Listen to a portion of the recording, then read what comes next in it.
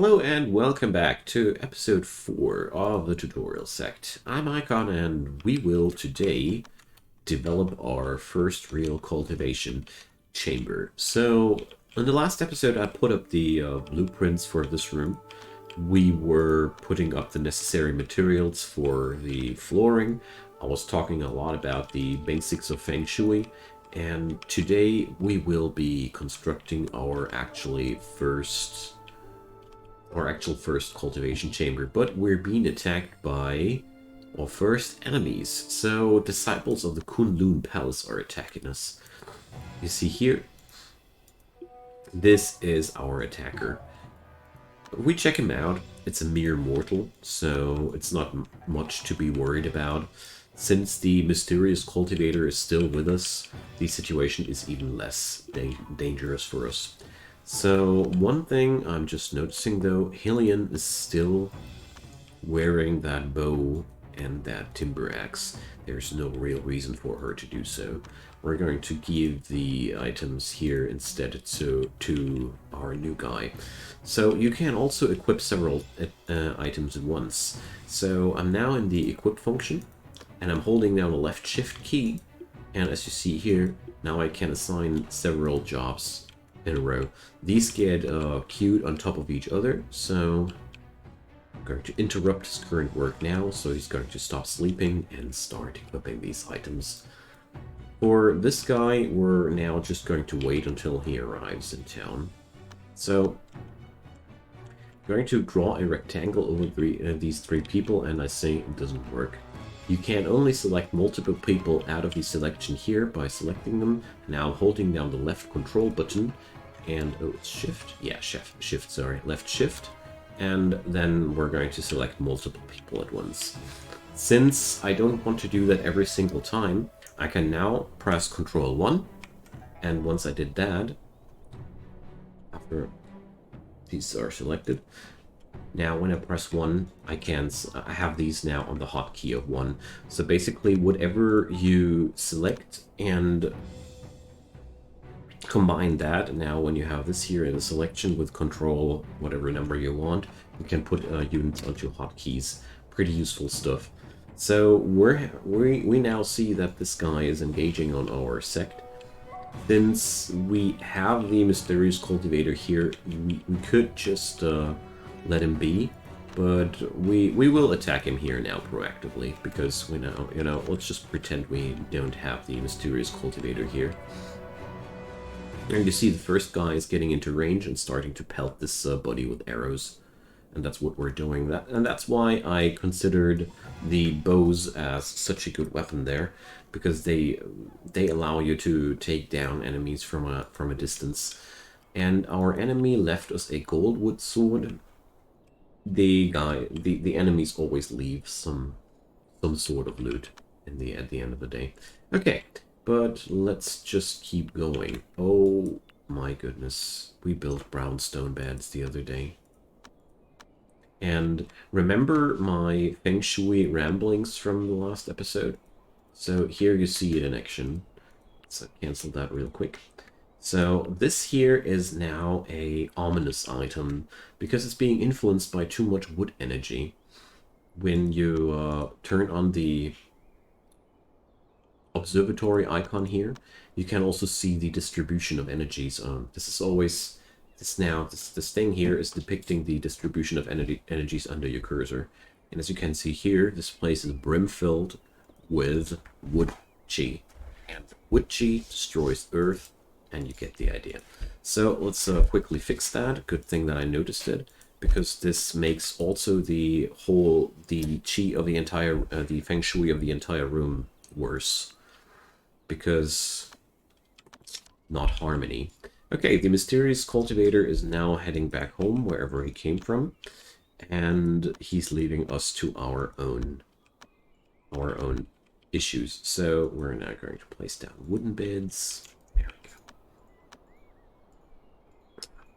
But I'm actually not that unhappy about the fact that this blunder happened, because it gave you an impression of how it looks like when items have the wrong energy supplied to them.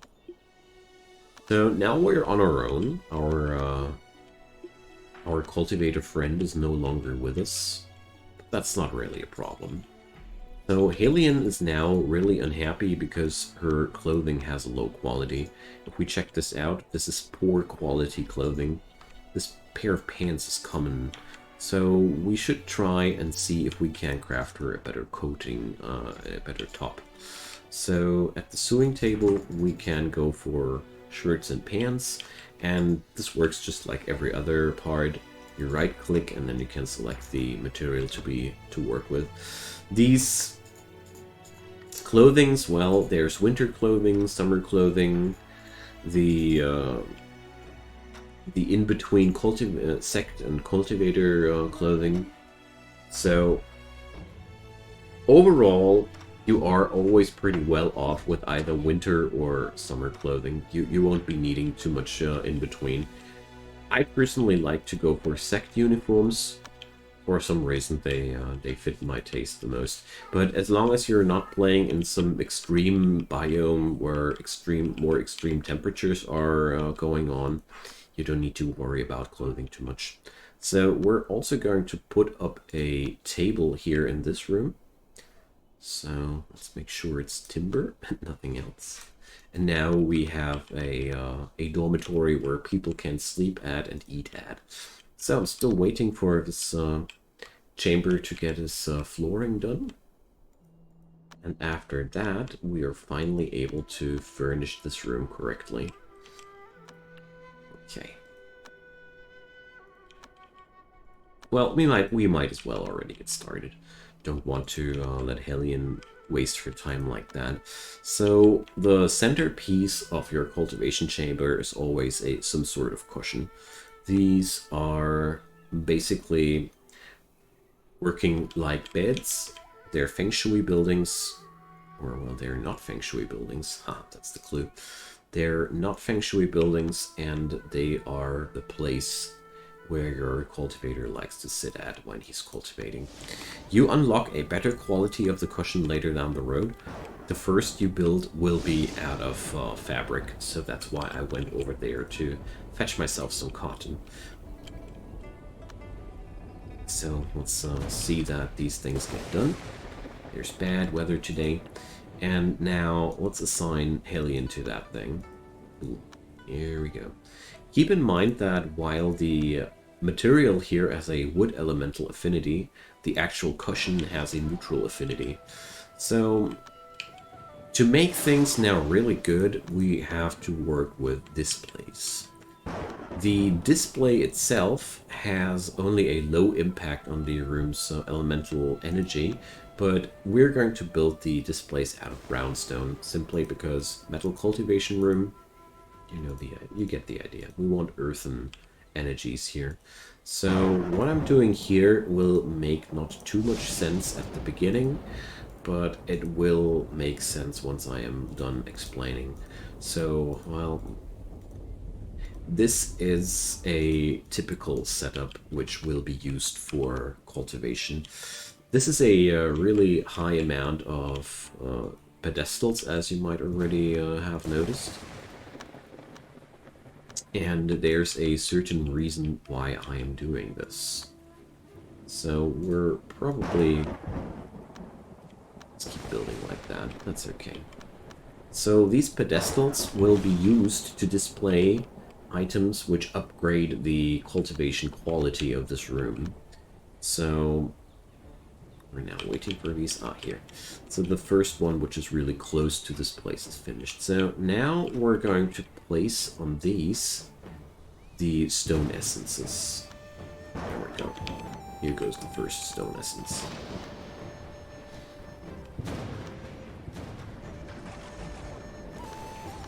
So we'll have to wait a little bit until these are all done.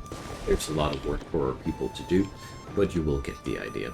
So we now will place down all these useful things on these pedestals, where the stone essence, for example, will start gathering the room's chi into itself and make the atmosphere there more full of magical energy. That's the easiest way to describe it. So Halion is now really at a harmonious state of mind. That's a good moment to send her practicing. So this room is now not really better than the room where she was before. Here you see her efficiency total. So these stats here are all depicting how well the environment is influencing her cultivation skills or herself. For example, here, law, how well the character's main stats in the cultivation law matches, how cozy she is, and how well the environmental's elemental attribute matches the law. So there's right now no environment. The season plays a role too. The seasons have different influences as well. The mood, of course, and the mental state. And last but not least, the chi density. And the chi density is one of the things where we are working on right now. So sadly, this does take a while. Let's see, there is a poor quality Sect uniform here. That really doesn't help us too much. We need something better than poor quality, but at least bad weather is over. So we will take a while until this chamber is fully finished, but that's okay. Our miners down here are busy whacking away on these ores, and for the first time we are acquiring now also ice crystal ores. As you see, this is the first water elemental item we acquire, and ice crystal ore is the material, the easiest acquirable material to use for water elemental things, basically. There's also a fire elemental pendant to that. That's Igneocopper. We just haven't found any of those yet on this map, which is okay. That happens. But maybe we will cancel now these mining jobs here, because our people are not refining anymore, but mining all day. I don't want that right now. And we're being attacked again. So these attacks, they happen more and more often, and now what's really important to note here is that we're being attacked by our first Yaogai. Yaogai are way more dangerous than other people. You see here that battle rating of 70. This is way higher than anybody in my sect. So sadly, my cultivator has no artifact equipped yet. So we can't really do anything for this fight on that end. So we're going to select our people here, and I'm going to wait now until they attack. Oh, that was I was fast forwarding too hard here. Oopsie. So they are now attacking my my people here, and this event here is a first clue about the laws of our old sect, which will help us ton later, but more about that in a moment. So now we're arrowing down this guy. And as we see here, the battle rating of the Yaogai is influencing their prowess quite a lot, and he has a lot of bruises. The good news is, as long as you have enough herbs in your possession, and enough people in the work tab on the healer job, you won't have any troubles with that. Just make sure that only your best healers are assigned as healers. Now, this guy will automatically get healed by your healers, and that's just that. So Halion is now mentally unstable. That came because I didn't take care of her for quite some time. So once she goes unstable, you see here, the mental state goes down, down, down, and the work gets more and more inefficient. So she does have now the amount of experience, though, to perform her first breakthrough. The breakthroughs cost you always like 95% at least of your chi, and then you get to select a location, and then you see there's a percentile chance of getting that done. As you see here now, these chances are being modified by XP. That depicts how often the cultivator has already tried this breakthrough, his or her own mental state, like that's that bar down here. Additional effects like materials we consumed. The foundation potion from the other episode would be displayed here too. The Sect's feng shui, that's why it's really important to have no bad feng shui overall. Then there's weather, the season, and yin yang. Yin yang is a quite interesting thing because this is depicting the time of the day. Your breakthroughs are influenced by the time of day. You see, fire and wood are being buffed by daytime, according to the tooltip, and metal and water are being buffed by nighttime.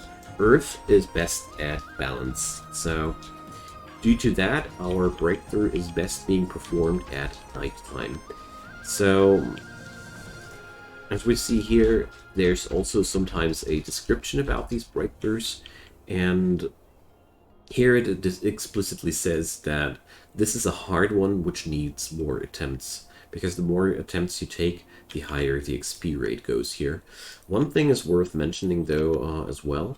The yin-yang here is this rate is only being taken into account once this breakthrough bar here is done.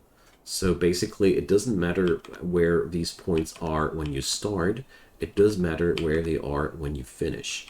So as you see here, the yin-yang is being better and better and better, and at the end of the day, she didn't make it. But that was not really a question. You see here now there's we gain experience and we can try it again. What I'm trying to say here is the importance is it's important to check out that you do the breakthrough attempts during the best time. The nasty thing here is every breakthrough takes a different amount of time. It's not a randomized value. It's set as it's a set amount of time according to the stage of your law and your breakthrough. Like, for example, this breakthrough here does always take, I think, 6 hours. That's a fixed number. That doesn't change. So, you'll have to work around that. Now, she can't do her next attempt before this bar is full, and you see it's only refilling with 0.91 points per second. We can check out our items here. Over here you see spirit stones. These are solidly condensed chi. You can consume them for a boost of 500 chi. Yes, we're eating stones in this game. And also it gives you a little bit of a bonus of on regeneration for a couple of times. Well, your chi affinity. So as you see here, after eating that thing, she's now regenerating a lot. Her chi a lot faster. This helps a ton. So we have to do that one more time. Meanwhile, our disciples are building the place here for our boss. And this is we are already pretty deep in the basic gameplay loop of this game, because that's just how things work here. So I want to put up our newest guy onto a main job of hauling, because I want to place down a couple of these stone essences. I'll take that larger stack, and now I'll go from the stack, select place, hold down the left shift button. And now I'm clicking over all these things. And now as you see, the arrows turned red because I have placed down five placement orders, and therefore things are now done. So our friend Jan now will just do the hauling job. Eventually I hope he will just place down these essences for me. Meanwhile, she's ready for the next attempt. We're going to wait now until the time is a little bit later. Her next attempt is already at an 80% chance at the bad time. So we're just waiting until it's, let's say, 7 or 8 p.m. And here it's already on the decline. Let's go for the breakthrough here. So now you see there's also a element designator and a chi density designator. Keep these numbers here in mind, or these pips, I'd rather say, and we're going to compare that later.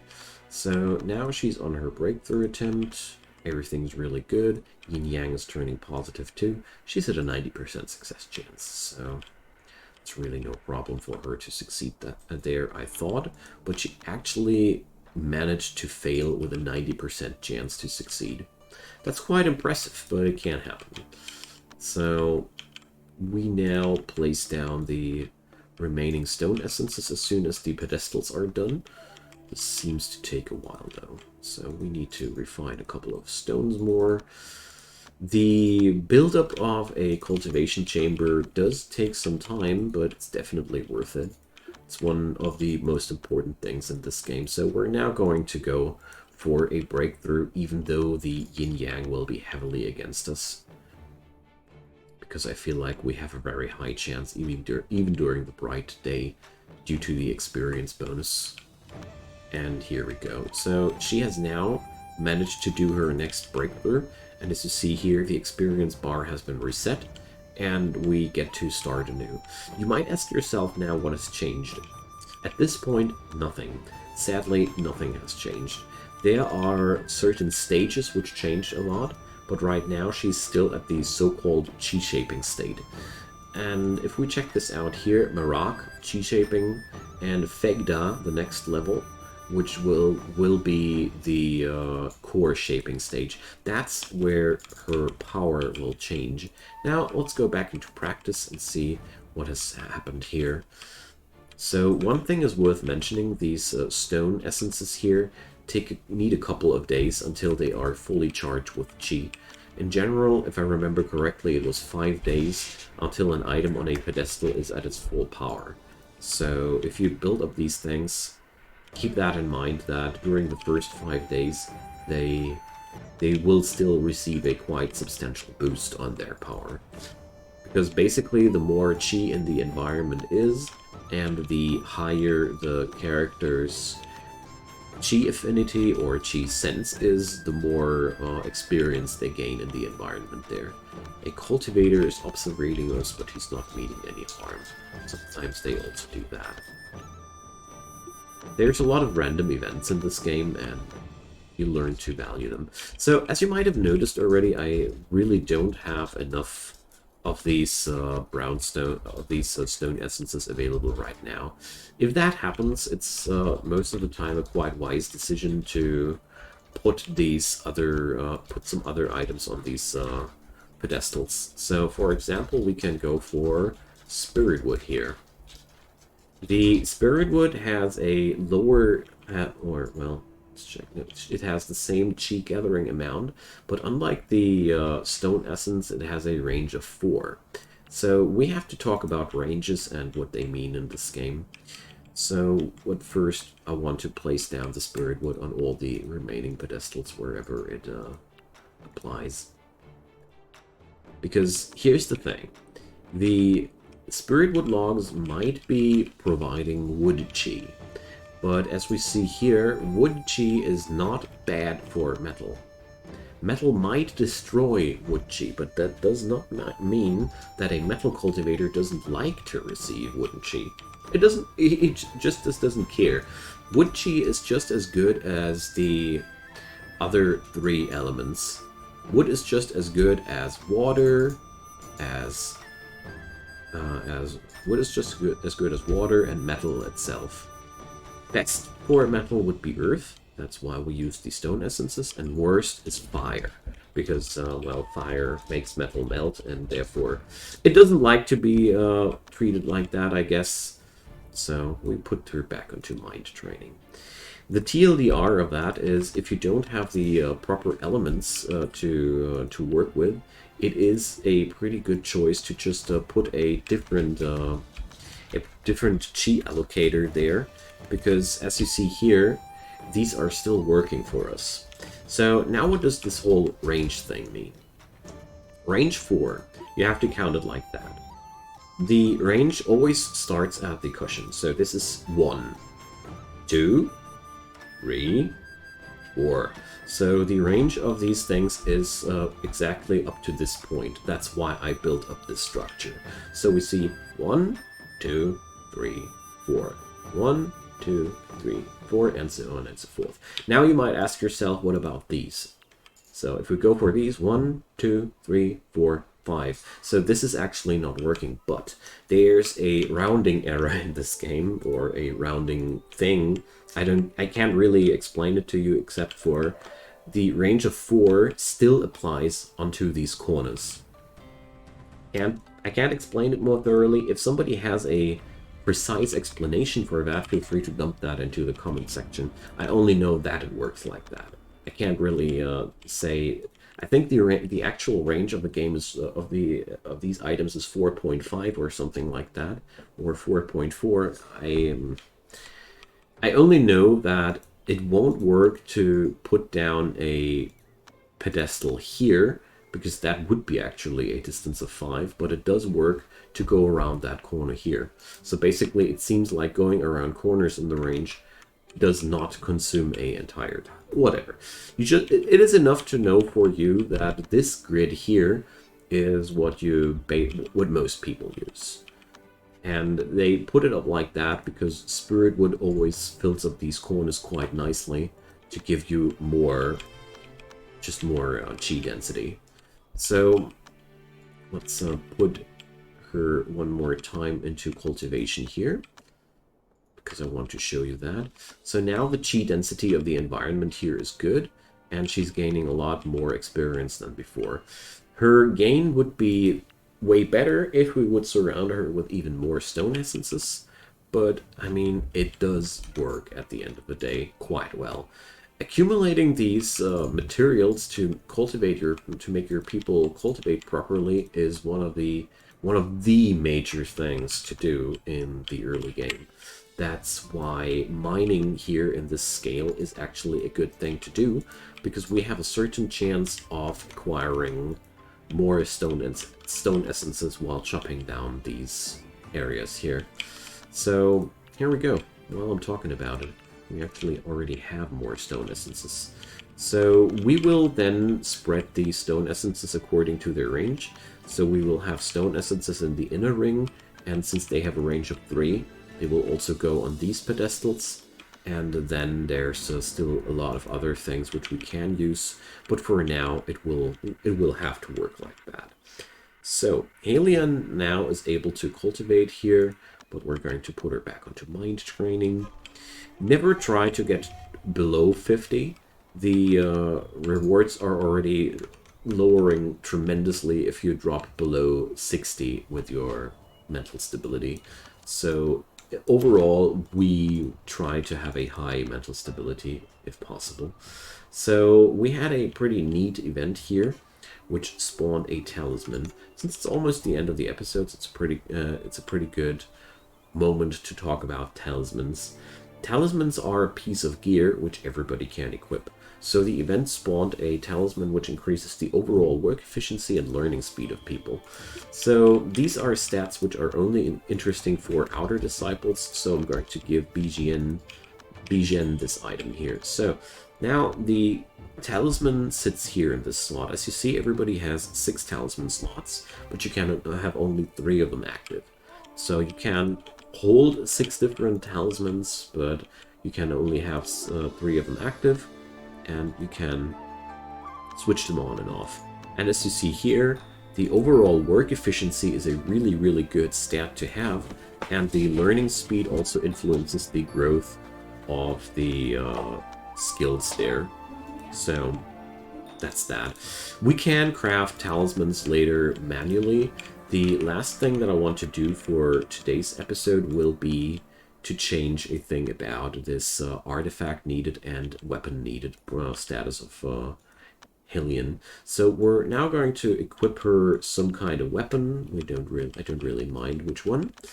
And we're also going to build a crafting table. So crafting tables are the spots where we can create artifacts. These are also spots which can't be moved again. Once they're placed down, they stay there. So we will now learn with our first few inspiration points a couple of artifact crafting skills. So not too much, just a little bit, to make sure that she can learn to craft her own artifact. Here we go. So You can't craft an artifact, though, without a table. That's why it's grayed out here. It requires crafting table, it tells me. And here, now I get the hint that I should return to Tayi, because it's been a while since the old sect was raided. That's what we're going to do in the next episode. Today we're just going to finish the artifact crafting process. So we have now that table. You see now I can craft. And here we get to select artifacts. Legacy artifacts are super powerful artifacts. Attachment, that's an entirely different thing, which we will cover way later down the road. So now we get to select different items, and as you see here, there's tons of different things which you can enchant. Everything in this game, every item can be transformed into an artifact, even poop. And it's really like that. So to begin with, we just will enchant a, well, let's pick a piece of log, I'd say. The more valuable an item, the harder it is to transform. We see now we have a success rate of 80%. I don't like that too much. Let's invest a couple of inspiration points into the artifact crafting to make that higher. Let's see, 100%. Let's go. Costs us 500 chi. Luckily, Halion has these points available, and now she picks up the log and just transforms that. And then couple of moments later, we've created the Azuragon Falling Cherry Blossom Wood. Yes, artifacts all are named like that. So a lot of stats are showing up. The most important stats are artifact power, chi capacity, and to some degree also the chi recovery. But we're going to talk about these. For now, we're only interested in the artifact power, which is with 10, not too high, but that's okay. We now equip that, and now she is wielding an artifact and a weapon, and her mood is okay because of that. Well, terrible clothing and all these things. We will do that to Helion, but for now, your life is a lot better. So thanks so much for watching. Drop your comments down below. Leave a thumbs up on that video if you enjoyed this show. And of course, check out my channel where I do daily videos, so you might want to subscribe and just turn on those notifications to not miss anything in the future. Beyond that, I wish you a wonderful day and have fun with ACS. See you soon, guys. Bye-bye.